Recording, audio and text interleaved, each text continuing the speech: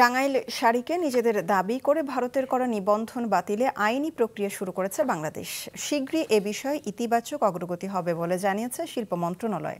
আজ রাজধানীতে টাঙ্গাইলের পোড়াবাড়ির চমচম, কুমিল্লার রসমালাই, কুষ্টিয়ার তিলের খাজা ও রংপুরের হাড়িভাঙা আম সহ মোট ১৪ পণ্যের জিআই সনদ বিতরণ অনুষ্ঠানে এসব কথা জানানো হয়। এ সময় শিল্পমন্ত্রী বলেন, মাটি ও ঐতিহ্যের সাথে সম্পৃক্ত পণ্যকে চাইলেই নকল করা যাবে না। আঞ্চলিক সব পণ্যের জিআই সনদ প্রক্রিয়া কার্যক্রম এগিয়ে নিতে জেলা প্রশাসকদের আহ্বান জানান মন্ত্রী। এ নিয়ে মোট ৩১টি পণ্য জিআই সনদ পেল, আর অনুমোদনের অপেক্ষায় আছে আরও ৭৭টি পণ্য। যেহেতু আমরা পার্শ্ববর্তী দেশ, অনেকে গেছে অন্য কোনো পার্সপেক্টিভে হয়তো তারা দাবি করেছে, and we have to prove it.